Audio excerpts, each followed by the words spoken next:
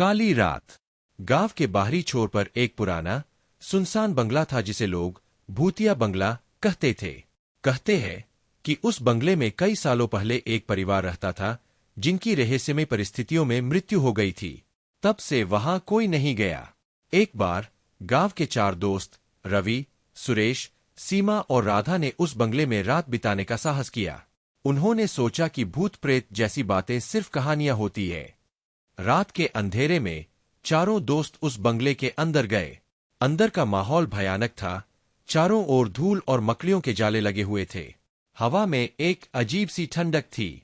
जैसे जैसे रात गहरी होती गई, बंगले के अंदर अजीब अजीब सी आवाजें आने लगीं।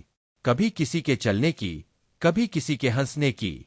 सीमा ने डरते हुए कहा, मुझे लगता है हमें यहां से निकल जाना चाहिए। लेकिन बाकी दोस्तों ने उसे हिम्मत दिलाई और कहा, डरने की कोई बात नहीं, ये सिर्फ हमारी कल्पना है। लेकिन तभी अचानक एक जोरदार धमाका हुआ और दरवाजा अपने आप बंद हो गया। सबके चेहरे पर डर साफ दिखने लगा। रवि ने दरवाजा खोलने की कोशिश की, लेकिन वह टस से मस नहीं हुआ। तभी सुरेश ने महसूस किया कि कोई ठंडी हवा उसकी गर्दन को छू रही है। उसने पीछे मुड़कर देखा तो उसकी चीख निकल गई। उसके सामने एक सफेद साड़ी में लिपटी हुई स्त्री खड़ी थी, जिसके चेहरे पर कोई आंखें नहीं थीं। चारों दोस्त चीखते हुए दरवाजे की ओर भागे, लेकिन दरवाजा बंद था।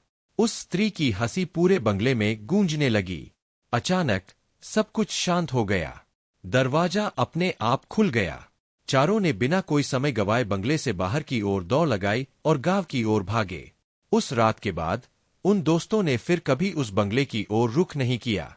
वे जानते थे कि वहां जो भी था वह उनकी कल्पना से कहीं अधिक भयावह था। इस घटना के बाद गांव